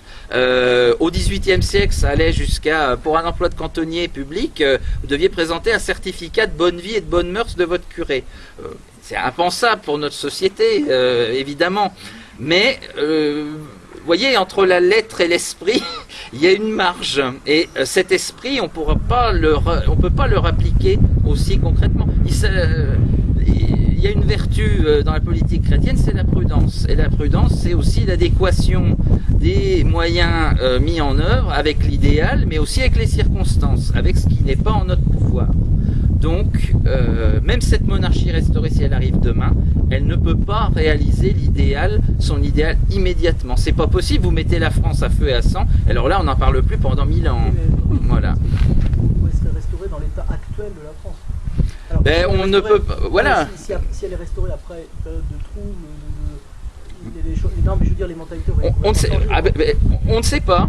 On ne sait pas. Donc le changement des mentalités, c'est quelque chose, c'est le travail le plus lent. Regardez, Voltaire n'a pas vu la Révolution, par exemple. Il est mort 4 ans avant. Ben, pourtant, il a travaillé pour, peut-être même en n'étant pas pleinement conscient, il n'imaginait peut-être pas exactement ça, mais il a travaillé pour ça toute sa vie, quasiment. Toute sa vie publique, en tout cas. On est dans un travail de longue haleine, un travail de conversion des esprits. C'est le plus dur. C'est extrêmement difficile puisqu'on est dans une société qui vous tire d'un côté et nous on essaye de tirer la société et les gens de l'autre.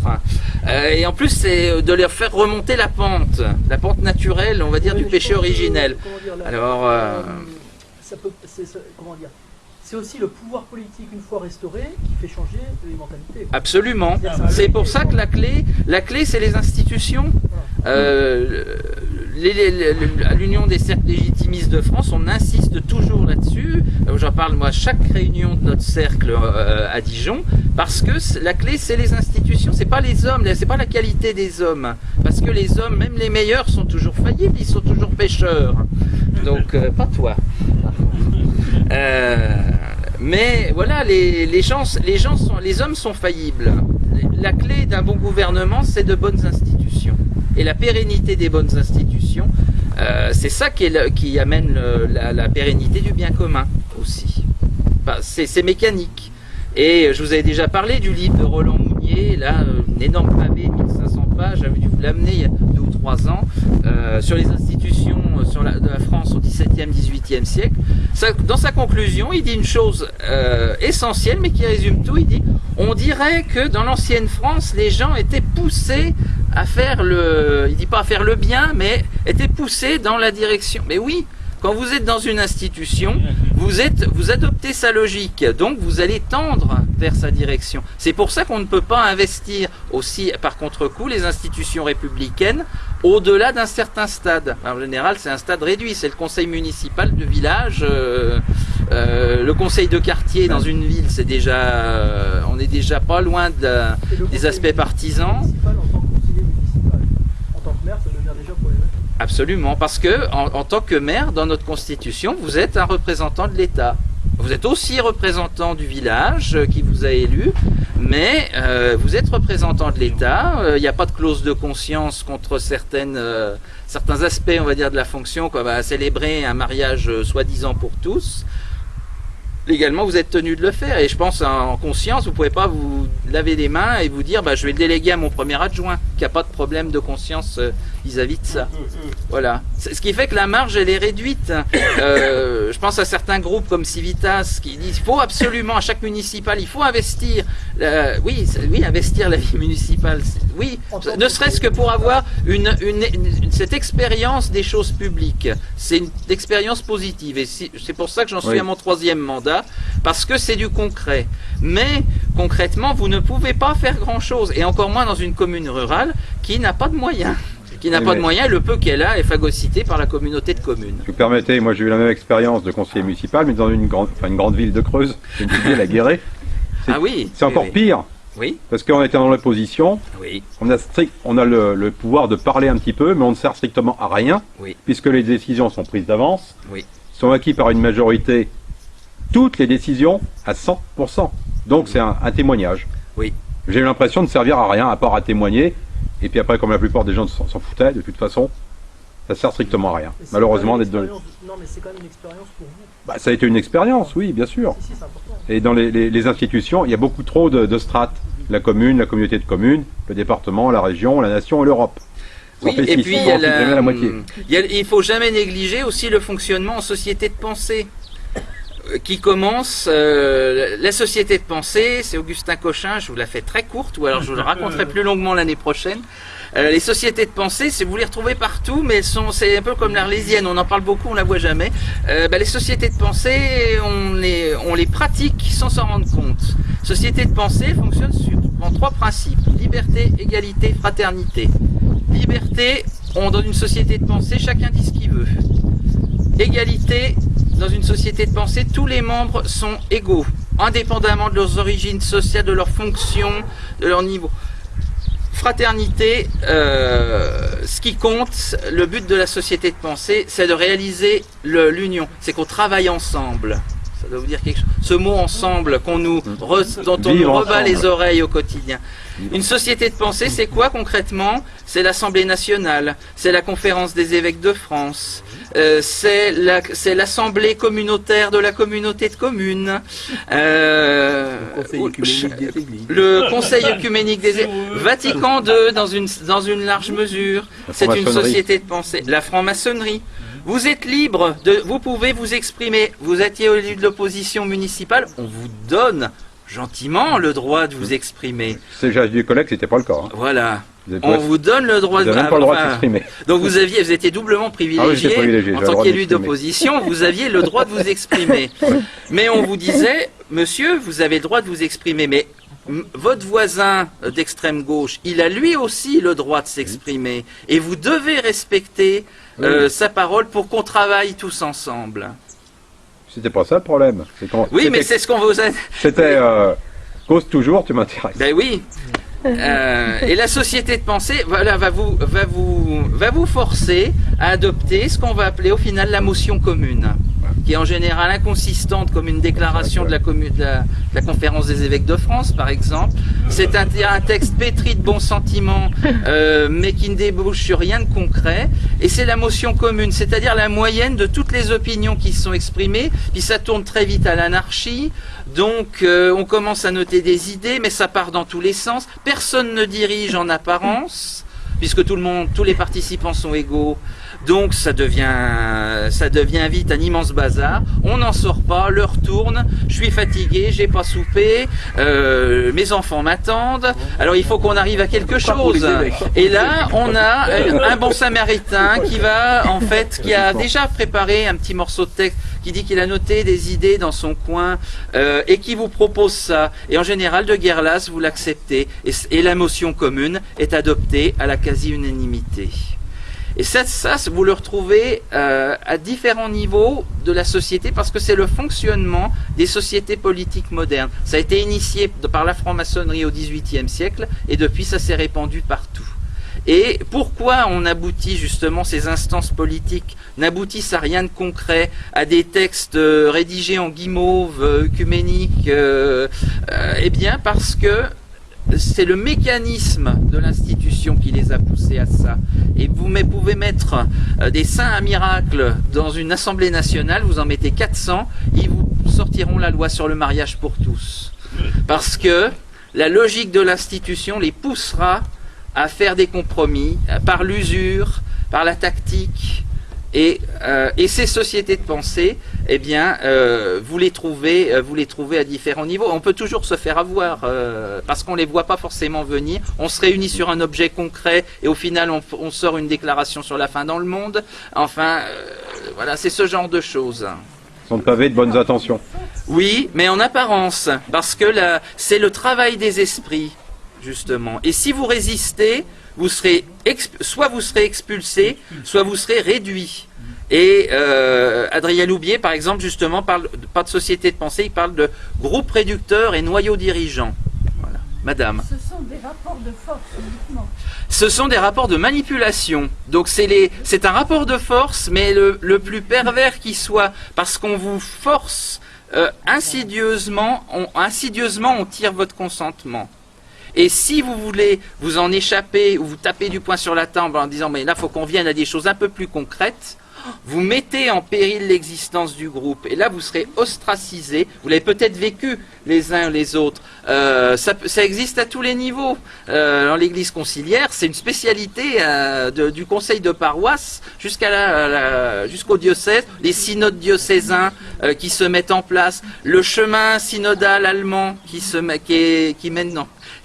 part aussi apparemment dans toutes les directions, le prochain synode sur la synodalité de Rome.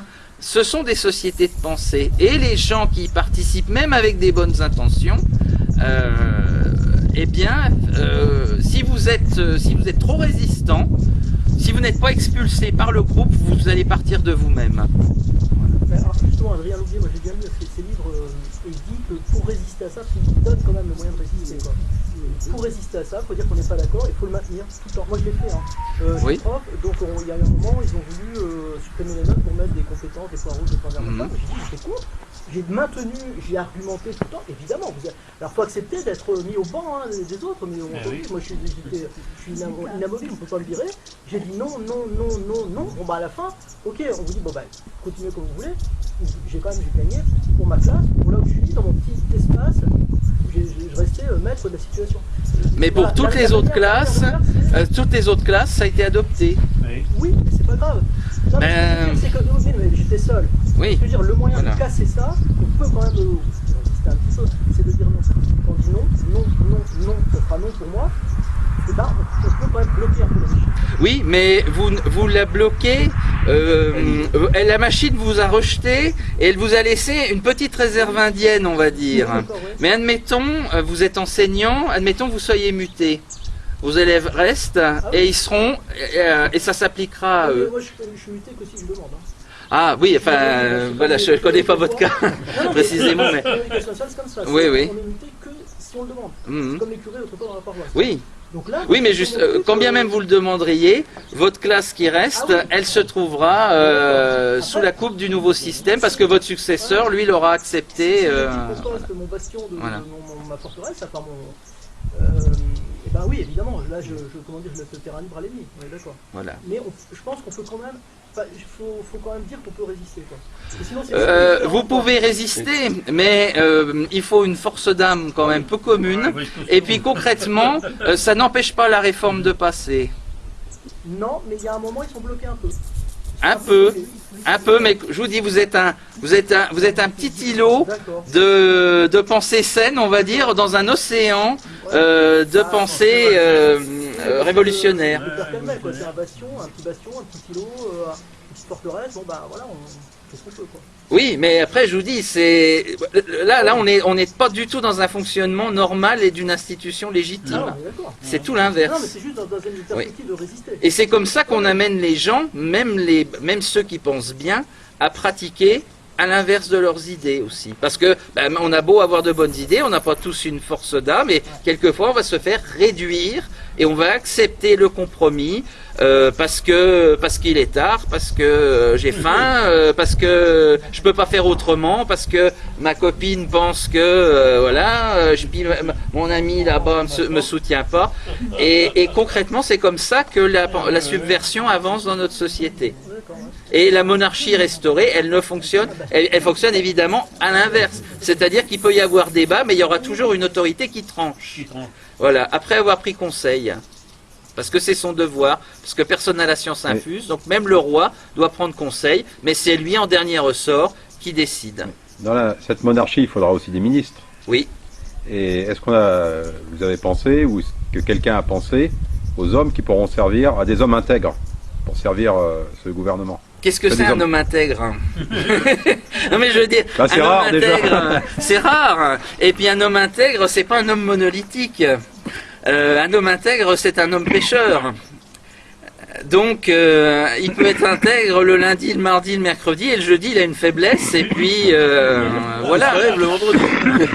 Voir le vendredi, voir le samedi, voir le dimanche.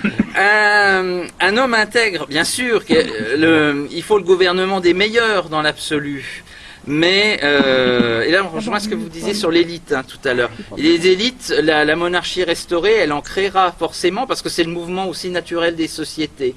Mais ces élites, elles doivent rester et elles doivent être gérées de manière chrétienne, c'est-à-dire en se rappelant justement que les hommes sont pécheurs. Et qu'est-ce qui lisse le péché des hommes, on va dire, des hommes publics, des hommes politiques? Ce sera la bonté de l'institution.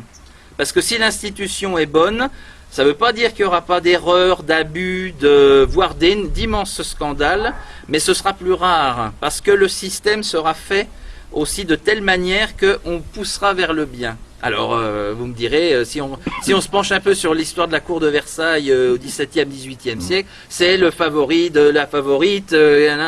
Oui, mais justement, l'État a continué de tourner plutôt bien pendant cette période-là. Donc il s'est renforcé et jusque vers 1750, on est quand même bien fixé sur le cap du bien commun. Ça montre que justement, il y a la valeur des hommes, elle est importante, mais elle est quand même relative à la valeur de l'institution. Parce que, là encore, si vous mettez des hommes bons, des bonnes personnes dans une institution révolutionnaire, il en sortira une politique révolutionnaire. Vous mettez des gens médiocres, même dans une institution légitime, ce sera quand même le bien commun qui prévaudra. Et le meilleur exemple que j'ai à vous donner, le plus concret, c'est l'exemple des rois de France. On n'a pas sur 43, les 43 qui ont fait la France, on n'a pas que des personnalités d'exception. Même si on prend Charles VII, quand même, Charles VII, la mission de Sainte Jeanne d'Arc, là on a une intervention de la Providence quand même significative. Charles VII, c'est le premier roi de France à avoir une maîtresse officielle. Le bon Dieu le savait pas? À l'avance? Le bon Dieu le savait? Il n'a rien fait pour Jeanne non plus. Le bon Dieu le savait. En attendant, c'était lui et pas un autre. Parce que c'était lui que la Providence avait choisi et parce qu'il était désigné par les faits humains que sont les lois fondamentales. C'était Charles VII.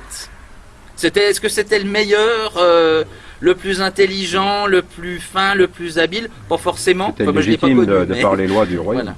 Comment? C'était légitime par les lois du royaume. Exactement. Et la mission de Sainte Jeanne d'Arc, elle a permis de confirmer ça. Et c'est une leçon aussi très édifiante par rapport à ça, c'est que la valeur des individus a pas tant d'importance que la valeur des institutions. Parce que Charles VII, voilà, c'est pas un saint de vitrail, hein.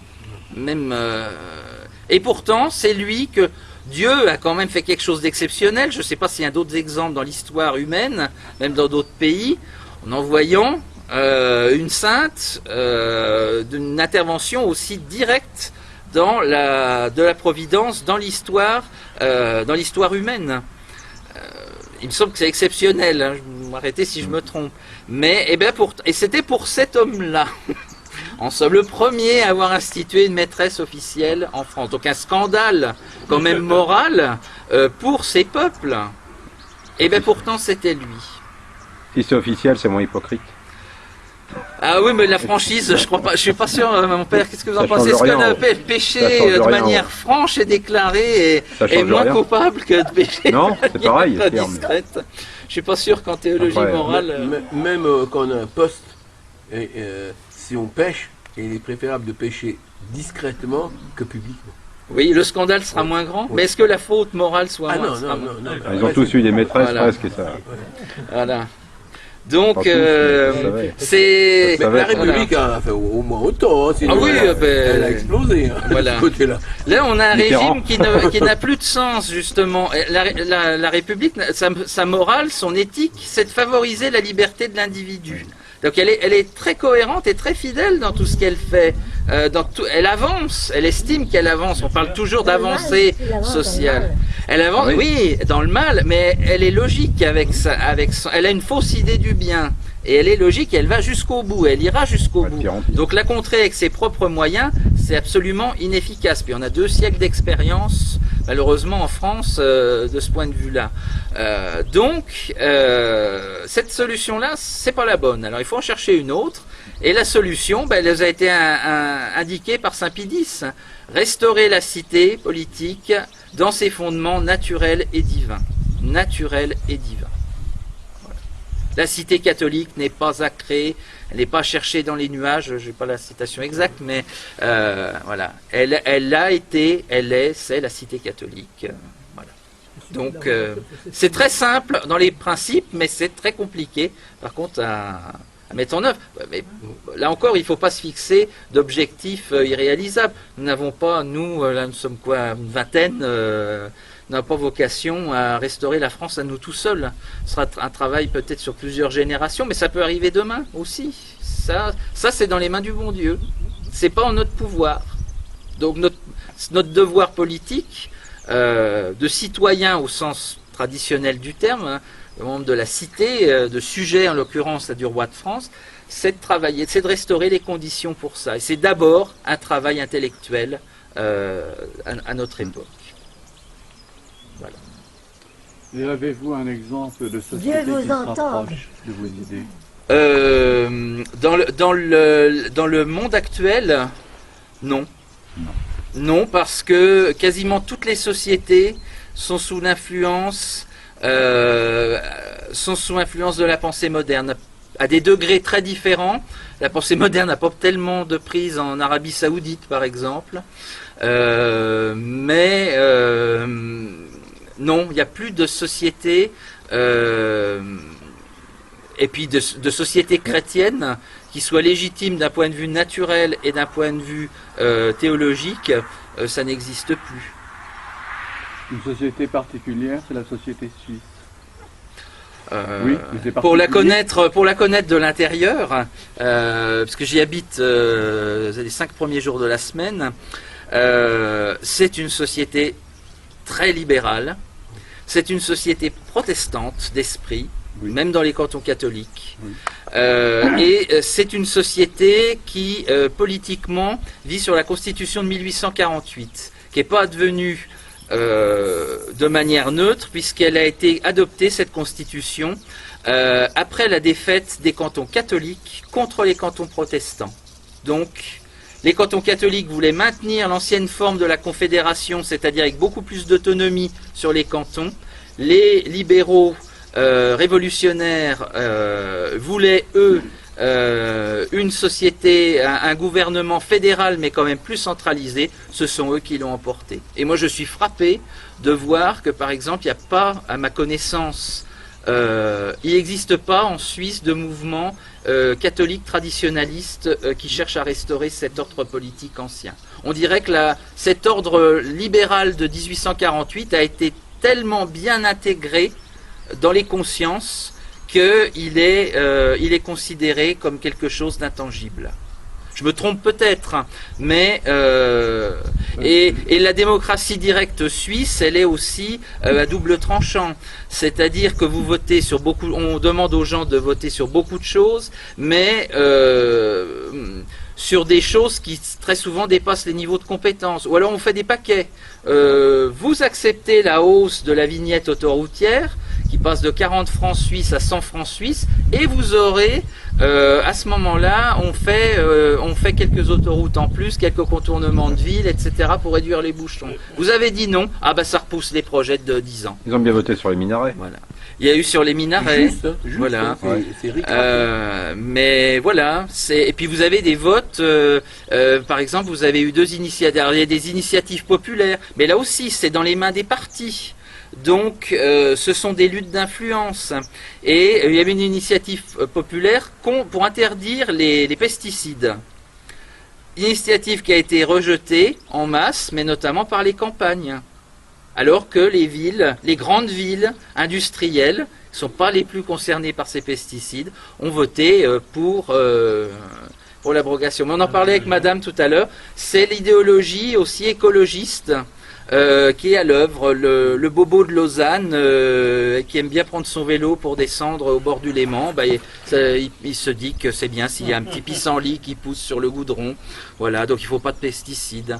Par contre, les agriculteurs qui ont mis en avant le fait que le pays ne pouvait pas produire suffisamment de nourriture sans pesticides et qu'il faudrait faire des importations massives de pays étrangers, là voilà, la paysannerie suisse la chose de la même façon. Puis, la votation a donné raison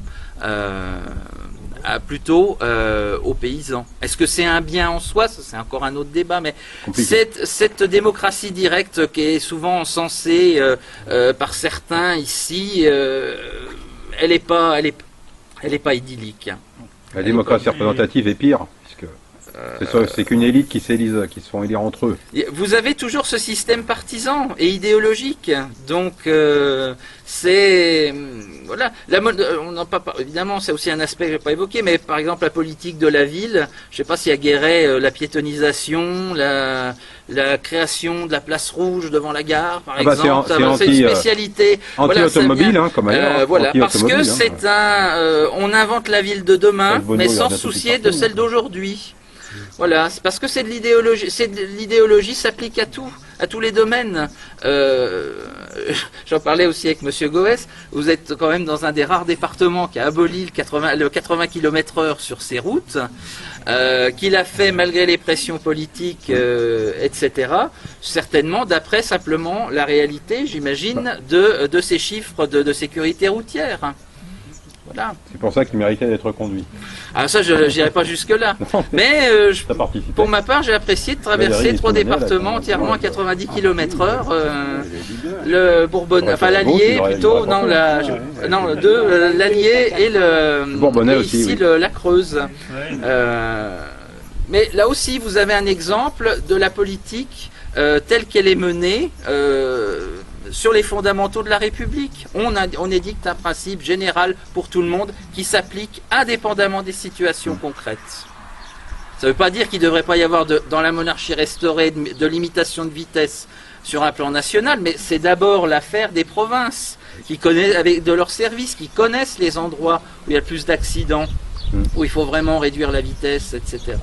Mais là encore, non, on applique la même chose à tout le monde. Quelques ronds-points avec des gilets jaunes plus tard, on se dit que finalement on peut revenir un petit peu en arrière, mais il ne faut pas perdre la face, donc on donne la possibilité à certains et on crée une confusion. Alors que je suis dans le département à 90 km/h, dans celui à 80, c'est un exemple aussi voilà, d'une politique qui n'est pas menée pour le bien commun. Et bien sûr, là, les exemples, on peut les multiplier.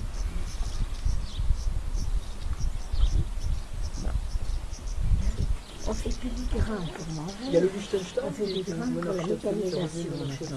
C'est une monarchie constitutionnelle. Ah oui. Même Monaco. Monaco a une constitution depuis très peu de temps, mais Je crois qu'il y a eu un référendum, le prince du Liechtenstein a demandé sa popularité. Il n'y a plus de parlement. Les paysans votent pas, ils font du blé pour faire de l'électricité. oui, oui. Il y a eu un référendum, Ah oui, d'accord. le peuple a voté, bon, c'est une bande de cantons, comme les Vaux-Chambon ici, et il a voté pour le Ça retour à rapporte une plus monarchie. que de faire du blé pour vendre du blé pour Barbe. manger. Il y a des gens qui font Tellement du pain. petit. C'est petit et puis c'est sous l'influence de deux voisins extrêmement puissants. L'Autriche. Pour le coup, la Suisse et l'Autriche. Hein. C'est comme Monaco. Mais sur le principe, voilà, il y a peut-être finalement, là, c'est peut-être monsieur qui a apporté la réponse à votre question. Oui, il y a peut-être quand même une société encore à peu près traditionnelle, ce serait le Liechtenstein, à confirmer. Et puis, mais dans le Liechtenstein, je pense comme ailleurs, les droits de l'homme sont respectés. Ils battent pas monnaie. Je crois pas. Non, il n'y a plus aucun État catholique. Liechtenstein. Il n'y Voilà, a Bah, plus pas monnaie. aucun État catholique après Vatican II. voilà. Liberté religieuse, et il n'y a plus aucun État catholique, puisque les derniers États catholiques ont, par respect du Concile, eh bien, ont abandonné. Le Vatican, non. Comment? Le Vatican, c'est pas stature d'État catholique quand même. C'est un État, mais le Vatican. Oui, c'est un État. Mais c'est vrai. Si le Vatican n'est pas un État catholique. Ont abandonné. Et c'est là qu'il faut. Financé par l'armée. C'est un problème. Mais il doit avoir peu de citoyens non catholiques quand même, à la demeure. Attendez, au Vatican. attendez, on en a quand même ramené de Lampedusa, il n'y en a aucun catholique. Ah oui. Il n'y avait que des musulmans qu'on a ramenés de Lampedusa. Ah oui. Par la volonté du Saint-Père. Aucun. De celui-là. Et soi-disant que Il y en a un autre, hein, il leur est toujours papier en n'était pas maison en de règle retraite. pour les ben, catholiques. oui. Là aussi, c'est quand même un scandale. Hein, quand même. On dira, mais ils sont hommes avant d'être catholiques. Bon. Oui, mais il aurait été bien quand même qu'ils ramènent quelques catholiques. Tous les catholiques qui souffrent de persécution dans tout le Moyen-Orient. En Chine, peut-être, après un certain accord. Oui. Là aussi, Oui, Parce que- aussi. on oublie ça.